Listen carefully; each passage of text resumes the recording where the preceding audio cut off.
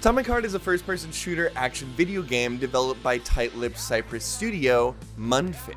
The game was released on February 21st, 2023, was directed by Robert Bagratuni, published in the United States by Focus Entertainment, and released for the PC, Xbox One, Xbox Series S, Xbox Series S, PS4, and PS5.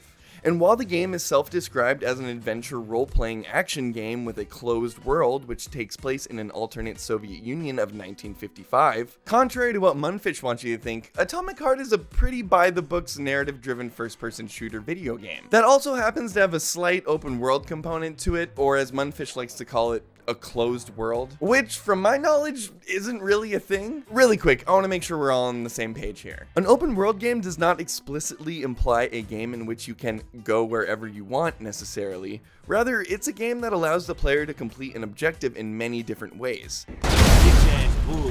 So defining your game as a closed world is not only weird, but it kind of implies that there are limited ways to approach scenarios in Atomic Heart. Atomic Heart is also not a role-playing game, unless you count having a skill tree as a role-playing mechanic, which unfortunately I think a lot of people would, which is probably why Mundfish threw it on the pile there. However, the game does include action and takes place within an alternate version of 1955 Soviet Union, so I guess Mundfish is only half lying to us, which is mathematically better than a whole lot. Atomic Heart is at its heart indisputably inspired by Irrational Games' underwater utopian video game BioShock though, which originally released for the Xbox 360 on October 21st of 2007 for the Xbox 360, but was later ported to just about everything. They even made this hilariously low-res port for mobile phones back in the day, not smartphones. Mobile phones. That's sort of like playing Doom on a pregnancy test, which is also something humans have done. Atomic Heart wants to be BioShock so bad that it even makes a direct reference to it in an unskippable cutscene near the back half of the game. So that's Neptune, huh? Looks nice. Actually, it looks amazing. A rapture. I wouldn't mind spending some time there myself. The developers behind Atomic Heart have also come across some harsh criticism from Vice Prime Minister of Ukraine, Mikhailo Fedorov, who accused them of peddling pro-Russian propaganda and having ties with the Russian government. So what is Atomic Heart? Who are the people behind these murderous robots? Are they selling out to the Russian government? And can they live up to the Big Daddy boots they want so desperately to fill? This is Mundfish's Atomic Heart.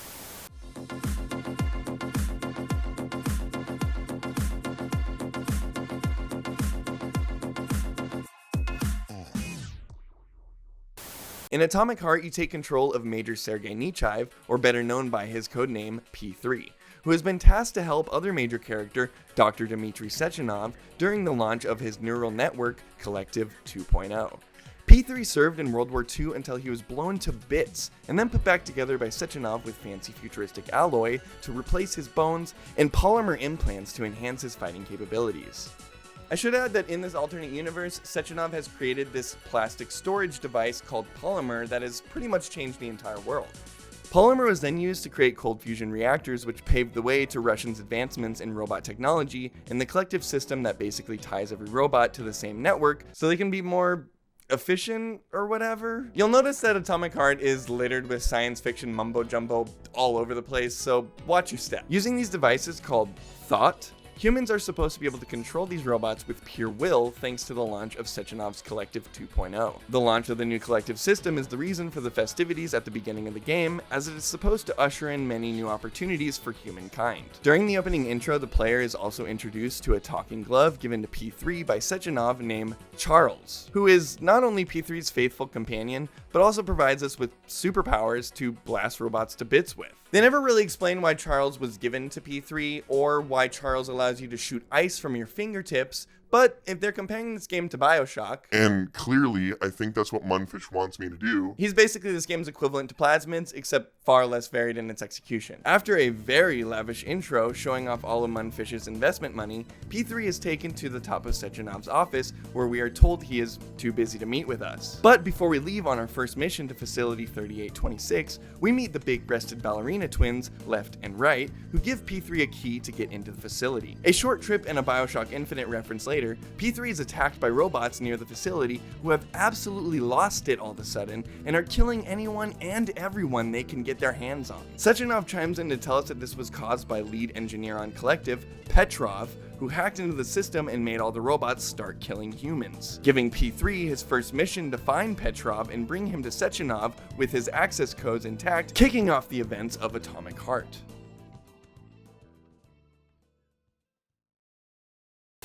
So I was initially interested in Atomic Heart when it was announced about 5 years ago through a series of bizarre trailers. Specifically one that I remember seeing over on IGN back in the day. A game in the vein of BioShock being developed by an unknown studio out of Russia with a seemingly large budget and a retro-futuristic aesthetic set in a fictionalized version of 1955 Soviet Union that also happens to include killer robots like the ones in the 2004 Will Smith film I, Robot is not exactly something you see in the games industry every day. This footage is from a clip titled Ventilation that was initially released way back in 2008. And this is the first of many clips similar in style that you can find far before the game's initial announcement trailer that dropped 5 years ago in 2017. I mean, from the looks of it, this game was in some sort of conceptual form more than like 15 years ago. While it was pretty hard to find details about this game pre-2017, and even more difficult to find information around the somewhat newly formed developer Mundfish, after looking into the creative director on the project, Artem Galiv, we can start to piece something together here. So hopping over to his YouTube channel and parsing through his videos section reveals a litany of other projects that Artem has worked on over the years, including that Ventilation clip that was originally posted on his channel under the name 3826 with a description that reads, computer movie location. If you remember back to our little introduction, Facility 3826 is actually the first place that P3 and Charles are sent to after the robots start attacking, and as we'll find out very soon now, a place where they're doing all these weird polymer experiments. This is just one of a collection of videos you can find on his channel with a similar look and feel to what we eventually get in the trailers leading up to Atomic Heart's release. So based entirely on what I'm finding here, Artem has sort of had the idea for Atomic Heart jumbling around in his brain since the mid-2000s or so. Finally getting a chance to put all these pieces together when Mundfish quit work on their Soviet Luna Park VR game and started work on Atomic Heart. In fact, a quick peek at an old trailer for the previous game, Soviet Luna Park VR, also reveals a lot of similar elements and assets to what we end up getting in the final product of Atomic Heart as well. So that finally brings us to the developer of the game, and they say they formed in 2017 when 4 people decided to create something extraordinary in the industry of computer games, and that is when we got together and founded the company. The talented global team that leads Mundfish is solely focused on creating an original, captivating, and unique gaming experience with their first title, Atomic Heart. Mundfish Studio came to life intending to touch gamers with awe, inspiration, and childlike joy of gaming. So I know that 3 of our founders are Robert Bagratuni, Oleg Gorodishenin, and our creative director, Artem Galiv. And even though it is mentioned in many places that they are a Cyprus-based studio, this isn't exactly the whole truth, and as we already know, Mundfish is a fan of half-truths. While their main headquarters is in Cyprus, they also have offices in St. Petersburg and Moscow, but outright deny any attachment to Russia. And unless you've been living under a literal rock for the past year or so, you would know that Ukraine was recently invaded by Russia when their leader Vladimir Putin wrongfully started a war with them. This has, for obvious reasons, made many people uncomfortable with the idea of playing a Russian-made video game, which I believe is one of the reasons behind Mundfish skirting around the fact every chance they get, and generally keeping a mysterious attitude about who they are and where they're located. In an interview with WCCF Tech, director of Atomic Heart and one of the founders of Mundfish, Robert Bagratuni, said this when asked about the company's location. Can you speak to the specifics and rationale behind relocating the company to Cyprus? Is the entire development team now working there? We are exceptionally excited to share some details about Atomic Heart as that is set to release in weeks, and we'll look forward to sharing the story of Mundfish in the future. For now, as you can imagine, our total focus is on Atomic Heart, which has been in development and planning since 2017 in Cyprus. Our excitement and anticipation, the work and tireless focus of our global team is culminating to this moment. Believe it or not, dictators, not a great look for video game sales, just saying. So as you would expect, Mundfish has been receiving every possible form of criticism possible around this subject. So much so, it seems that they even had to include this on their about page. Mundfish is not a political figure or a political tool for any nation. We are not affiliated with any political organization, and Atomic Heart is a game that is not about politics either. Mundfish has no tie to any government. Investors and shareholders of Atomic Heart are not associated with any government organization or companies, and are all located in Europe. All benefits and profits related to Atomic Heart will apply in accordance with the tax laws of the European Union. Mundfish does not do any propaganda. We do not propagate anything other than gaming. Atomic Heart is an action movie and is entertainment. Did they just call their game an action movie? What? One can only compare our story to sci-fi movies and franchises that take place in fictional alternate universes. It is simply just a game. Now they're calling it a game again? What? Who wrote this? That has been under development for the past 5 years. Mundfish only has pure intentions. We only create games to entertain the players, challenge them, please them, to fantasize, immerse, and entertain. We thank the community members who are supporting us and are very grateful for the millions of players who are enjoying Atomic Heart around the world. So as you can see, denouncing any attachment to the Russian government or propaganda and thanking their players for continuing to support them. This has certainly not stopped internet skeptics in tracking down information on where their investment money comes from and the histories of individuals involved in the game's development. While investors like Tencent are widely known for being sketchy Chinese tech conglomerates whose interests seem to be more in line with gobbling up the entire games industry and censoring it rather than pushing it forward in any meaningful way, GEM Capital is also led by a guy named Anatoly Paley, who has previously had ties with Russian majority state-owned gas company Gazprom, which many people are pointing at as Mundfish having financial ties back to the Russian government. Now, while I don't personally think Mundfish is a spy for the Russian government or willingly handing their money over to fund the war in Ukraine, and generally the whole witch hunt around Russian people right now is kind of up. If we dig a little bit, we can find other potential issues with this game and the developers behind it that are far more realistic and immediate than the stuff I'm seeing on NBC News. Just at the end of last year, the video game news site The Gamer wrote an article detailing potential crunch, unpaid bonuses, and a high turnover rate. While this wasn't widely publicized in the US as far as I can tell, people have been talking about it since at least 2019 on the other side of the world, and no one is really talking about it now. As always though, take everything I'm saying on Game Corner with a grain of salt. This is just what I found while I was researching for this video, and I figured it'd help us piece together a bigger picture for who Mundfish is and what Atomic Heart is all about. From what I can tell, it seems like a company who planned on making a high-budget AAA video game before war broke out, and now they're doing everything in their power to distance themselves from that without going to Russian prison for speaking out against the government in the process. If you needed any more convincing, Atomic Heart's composer and absolute game industry legend, Mick Gordon, donated the money he made off the game to Red Cross Australia's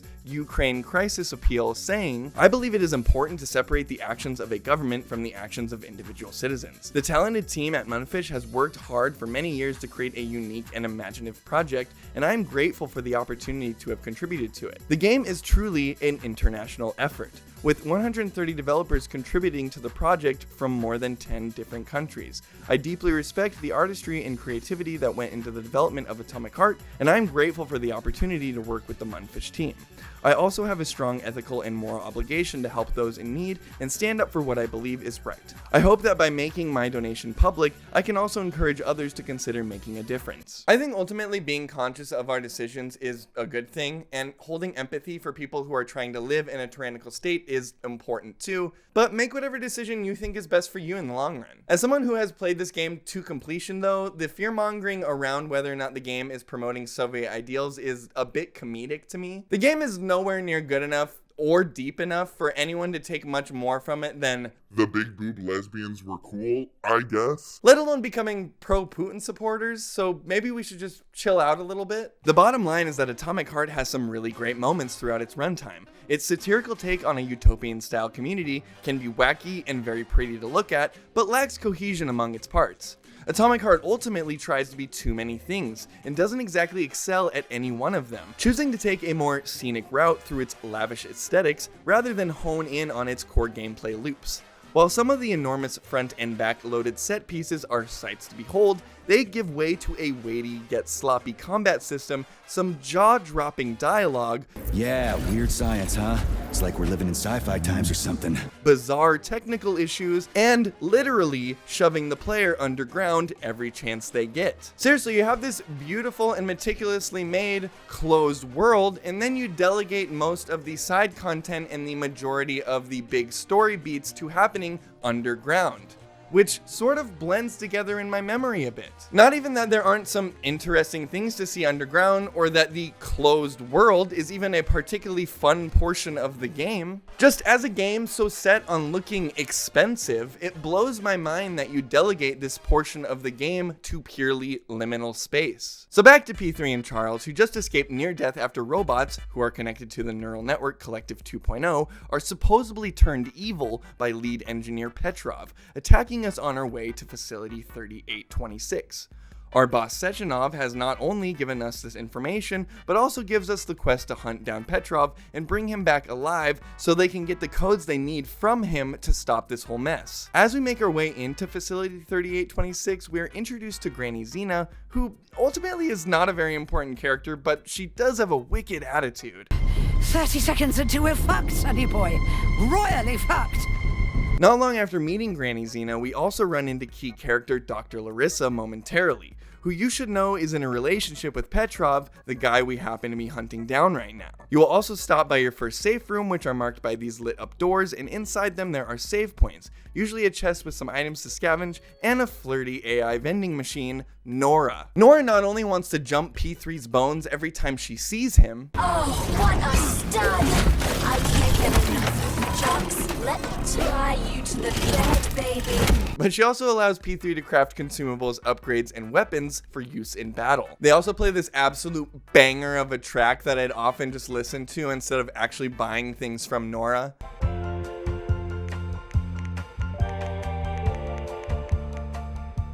In fact, maybe this is a great time to bring up Mick Gordon's soundtrack in general, because it is easily one of the highlights of this game. The intense range of styles and genres that are packed into this game are staggering. Everything from original works from Gordon to throwback remixes of classic Russian tracks from various electronic artists. You'll go from enjoying serene synths as you descend upon Facility 3826 to thrashing metal tracks while bashing up killer robots that we have come to expect from Gordon. Absolutely stunning soundtrack that is totally worth a listen, even if you pass on the game, honestly. Trudging forward, we catch up to Petrov, who was warned of our arrival by Larissa, and after a quick cutscene, P3 and Charles are convinced that he was decapitated by a loader bot, so they hop on comms with Sechenov, who gives us our next objective. Sechenov tells us to head to the dreaded VDNH to meet up with another new character named Stockhausen, who is a German scientist that we will get to know later. Before we leave Facility 3826, though, we have a couple more puzzles to solve. One that I had quite a bit of issues with because the platform refused to line up where it was supposed to, and another where you navigate a train down some tracks to blow up what looks like the Mother Gate from Stranger Things. While I had some frustrating moments down there, this is easily the most visually appealing and varied of all the facilities, showing off a myriad of wacky Soviet experiments and giving you a little insight on the fucked up science experiments they are attempting with Polymer. One in particular that sticks out in my brain is this room you come across with animals swimming in these big vats of polymer, and there's a terminal in the middle of the room with red and green squares on the screen with a red light behind that is connected to a door. So video game brain kicks in, you think, I gotta turn all these squares green, right? And then the door will open. Hell yeah, I'll start closing these vats up. And on that last vat, you're closing it, and the square, it's turning green, that door, it's about to open, a wave of relief washes over you. And then immediately as these vats close, all of these animals start shredding to bits like a Vitamix set to puree, and you realize that you just murdered a bunch of animals because a game told you to? No worries, Charles says. As he explains to you that Polymer is made up of organic material, and then you remember back to earlier when you were swimming around in that shit, and you'll never wash that off. You'll never be clean. Anyway, these one-off puzzles that integrate with the world building and show off strange uses for the technology in this world are easily one of the highlights of Atomic Heart, but like I said, this is one of the more interesting facilities you see during the course of the game. A very long elevator ride later, P3 and Charles make it to the surface for the first time since the beginning of the game, and we are given a quick tutorial on how the closed world works. As I said earlier, you will primarily use this space to travel from one designation to the next. While you can loot the houses you see on the way to wherever you are going, you will realize this becomes insanely boring almost instantly. The forest above the facilities is absolutely teeming with robots and cameras. You literally can't walk a few feet without running into something, and on top of that, the cameras will not only send reinforcements if you're spotted, which is inevitable because stealth is a useless tacked-on feature in Atomic Heart, but also send flying robots to your location that will immediately start repairing any robot you have taken out up to that point. I cannot stress how bad this works out in practice. You are constantly being hunted by robots who will suck down every last drop of ammo and resources you have, and as soon as you put them down, some other robot is showing up to fix it. Shoot them down, and some more come. Try and take out some cameras so they don't spot you. Oh yeah, they fixed those too. You are in this never-ending war between wondering if it would be best if you tried to search around for some resources at the risk of chewing through the ones you have, or just moving forward and not wasting what you've already found because you will almost certainly get caught in a loop of never-ending killer robots, giving you little to no reason to explore this lush forest because it's a pain in the ass. Before we make our way to the VDNH, we run into Granny Xena one more time, who has a video to show us of this conversation between our main man Sechenov and the Polybureau run by this dude named Molotov, who are not happy with Sechenov since their Atomic Heart project may be in jeopardy thanks to this whole robots killing people thing. Molotov says he's coming to see what is going on with his own eyes, and Sechenov knows that if he sees what has happened with the launch of Collective 2.0, his future could be at stake, as if he's getting away with his launch party turning into a Murder party. Before we leave, Granny Xena also asked P3 if he had been given any gold rings, which is something that we were also asked by Sechenov earlier. Up to this point, P3 is not aware of these golden rings and doesn't have any information to give Xena or Sechenov. This leads Charles and P3 to discuss the purpose of these rings on their way to the VDNH, which, as far as I understand, breaks down like this. With the launch of Collective 2.0, it would give regular people the ability to control robots with their thought devices. While developing this system, Sechenov put in place an alpha connector and 2 beta connectors. These basically grant different levels of access to the robots, the alpha connector being in Sechenov's hands with the highest level of authority, and the beta connectors which allow the user to be part of the collective network without explicitly being seen by other devices or robots on the network. Sechenov wants these beta connectors so that he can keep left and right on the collective network, but make sure he's the only one who has access to them. Since the twins are his assistants, he wants to make sure no one else has access to them, as well as establishing him as the top of command in the collective network. He could then destroy the alpha connector so that his chain of command could not be changed in the future.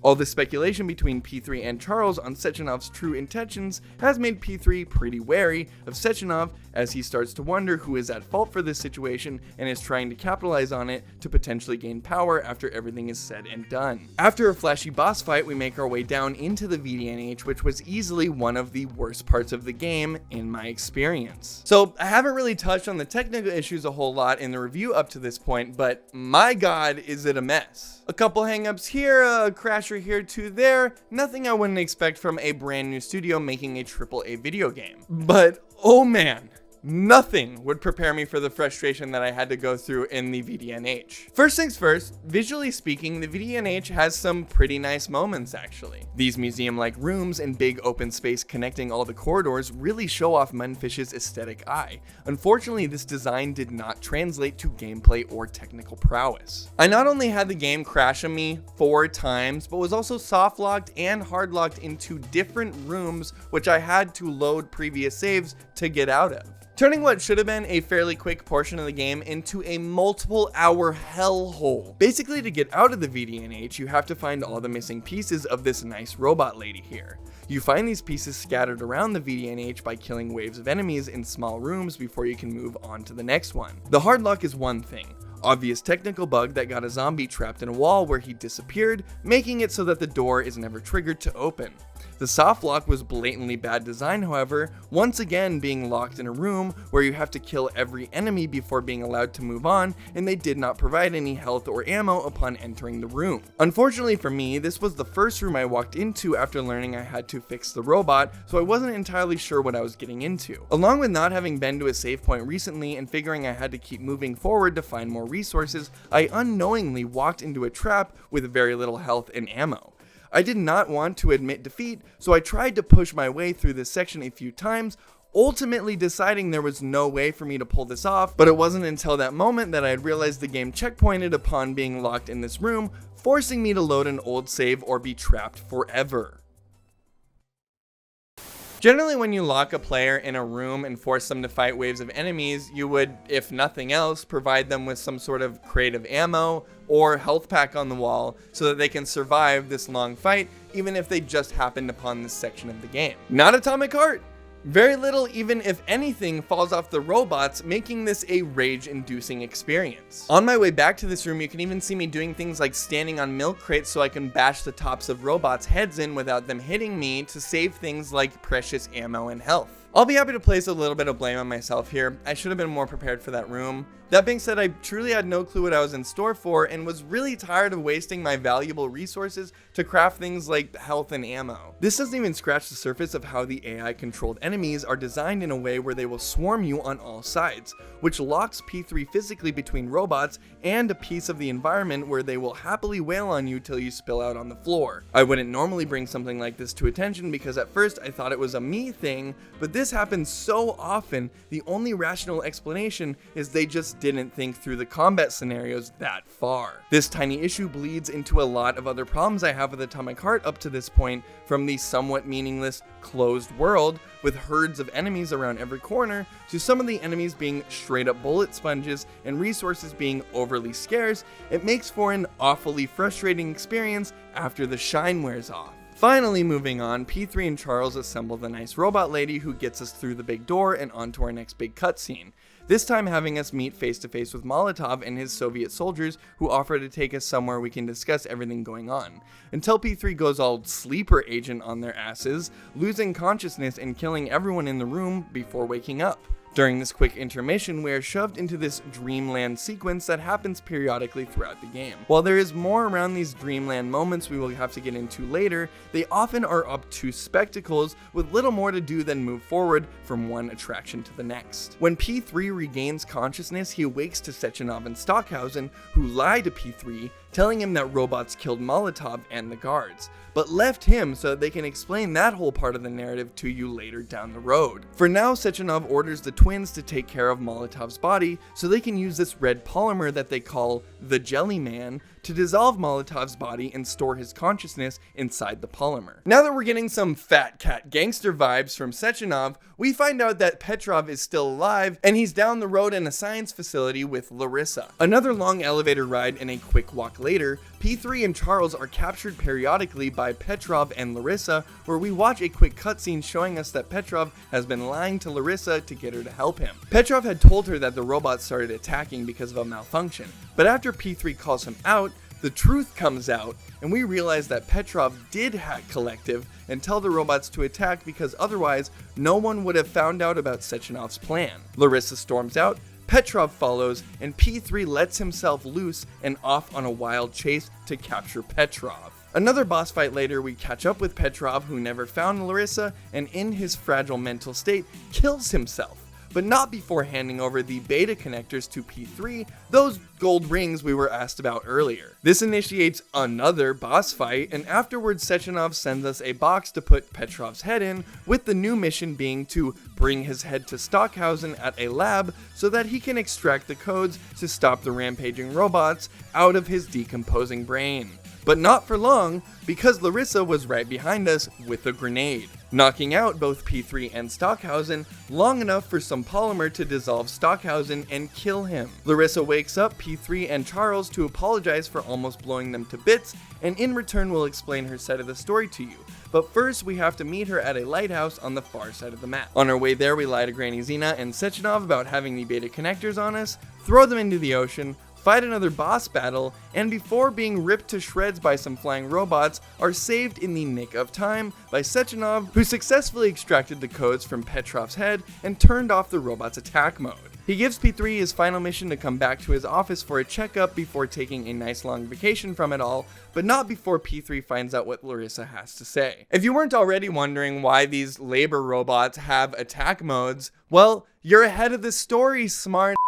One Bioshock reference later, we meet back up with Larissa, who has something interesting to show us. Down underneath the lighthouse is where Larissa used to do the bulk of her work in developing the actual Collective 2.0 system, which was not designed to control robots, but instead the humans wearing the thought devices. Turns out that Atomic Heart project that Molotov and the Politburo were discussing with Sechenov earlier is actually a government-wide conspiracy to take over the world by launching Collective and taking control of humans and robots across the planet. They do that by trapping these test subjects in a state called limbo, which is that trippy dream world we saw when P3 was knocked unconscious, and while in this limbo state, they can be controlled while living in a fantasy world in their brains. Meaning that P3 has already been controlled by someone throughout the course of the game, and most likely started when Sechenov saved P3 after World War II, installing him with fancy alloy bones and polymer devices. This massive human rights violation is why Petrov and Larissa turned on Russia in the first place, hoping that if they caused a massive malfunction with the robots before Collective could roll out, that the United States would hear about it and stop Collective from spreading. This is also when we learn about P3's wife, who was killed in World War II and who he has no memory of.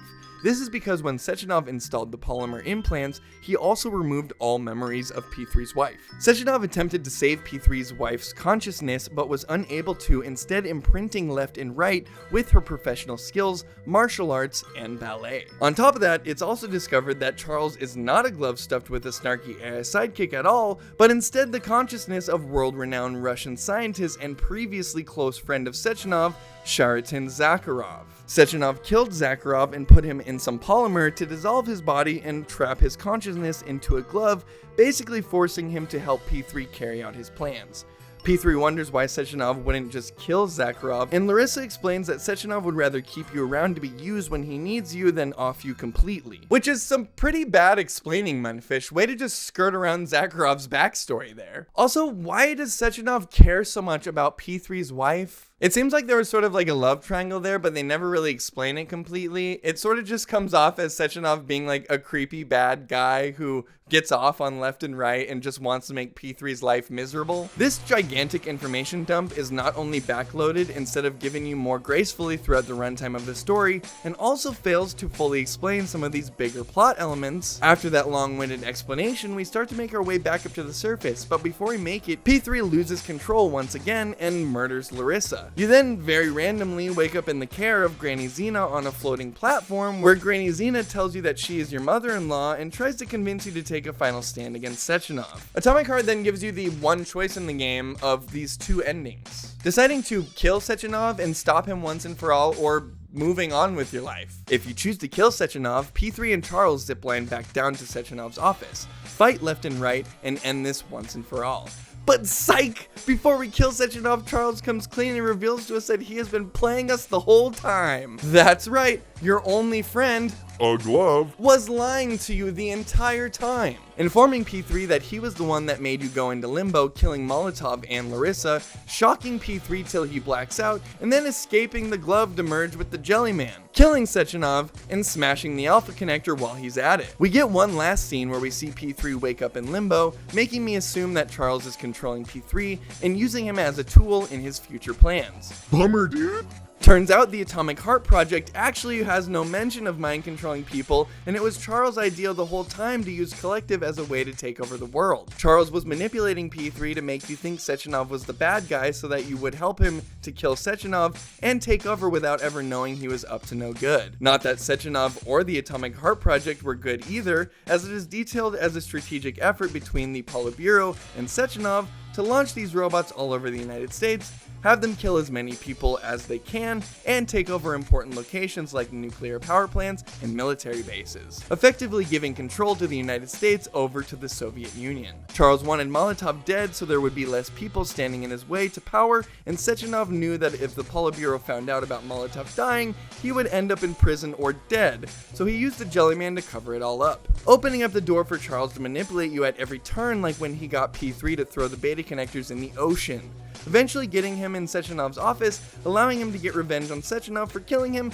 and trapping his consciousness in a glove. On the other hand, if you choose the good ending, or as I like to call it, the boring one, P3 realizes something about this whole story isn't adding up, so he destroys Charles and leaves. We are shown some slides explaining that he left and was never seen of again, and then the game just sort of ends. You would expect the good ending to be the one where you fight the boss and stop the bad guy, but Mundfish is doing this really interesting technique called Who gives a shit anyway? So obviously there's a bit to unpack here with both of these endings. I don't think they provided a very adequate ending to the absolute science fiction tornado that is Atomic Heart. On one hand, the boring ending sidesteps any conclusion to the story by just letting us know that Sechenov decided to not pursue P3, and then some black goo was found but couldn't be identified. Okay, great. What happened to the Atomic Heart project? Did Sechenov go to jail or deal with his crimes in any meaningful way? What about Granny Xena? Did she just go back to living life normally?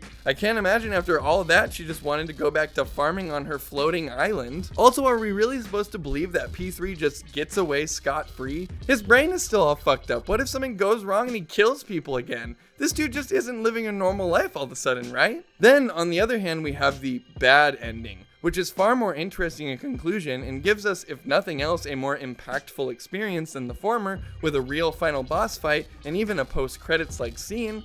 But it never really explains why Charles wants to take over the world other than he felt like it. He's sort of just a mad scientist type who not only wants revenge on Sechenov, but was secretly doing human experiments in a giant underground bunker that no one was aware of. You would think if Sechenov's close friend Charles and employee Larissa had a really extravagant workspace underneath a lighthouse that seemingly Sechenov paid for and he has been working long hours out of, Sechenov might have some idea of what is going on down there. I suppose Sechenov was too busy with his own power struggle to notice. Like I said earlier, they clearly had a lot of ideas over at Mundfish about crazy shit they could throw at the wall, and then seemed to fumble the ball almost entirely when tying all the wacky sci-fi tropes together into something meaningful. It would help if the player cared all that much for P3 or Charles for that matter. I haven't touched on it much, but P3 is one of the most obnoxious characters I've ever had to play as, and Charles isn't much better. Not only is P3's voice actor trying to do his best Steve Blum impression, I'm going to find out if I'm really alive. On the other, I've got a Soviet scientist and member of the Academy who wants to enlighten all mankind and use me to get rid of assholes.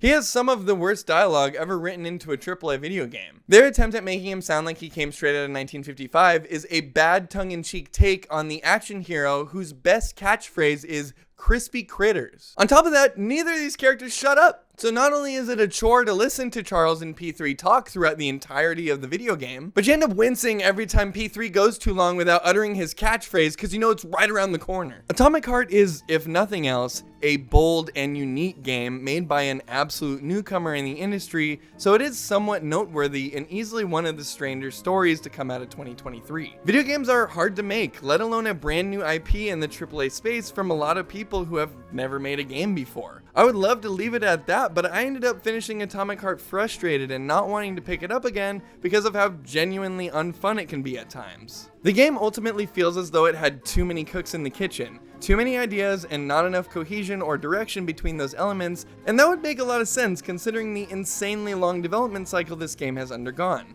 And that doesn't even begin to talk about how unqualified some of the people in charge at Mundfish seem to be. Like we talked about earlier, the game had been in actual development for 5 years prior to release and was in some sort of conceptual or prototype phase since at least 2008 when the first cinematic from Artem Gilligan was dropped on his YouTube channel showing off what we now know as the Jellyman. In fact, one of the most baffling and eye-opening experiences I had with the game was right before I made my final trek to the ending. I decided it would be worth my time to check out some more of the side content that I had missed and to pick up some weapon upgrades in the process. Around the closed world, there are more of these facilities that you can travel to on your own time and that offer up weapons and character upgrades, if you can complete the puzzles and make it back to the surface. Even though I was so tired of being shoved back underground, solving even more tedious rotation puzzles and poorly designed platforming segments, I decided to push on since I felt slightly underleveled at this point in the game. A short walk to this facility later, my game glitches and I fall straight through the ground. I decided to capture the footage for a bit, knowing it'll be entertaining content later and kinda curious if I would die at some point or just have to reload my save. To my amazement, I fell so far that I eventually fell through the wall of the facility I was trying to get into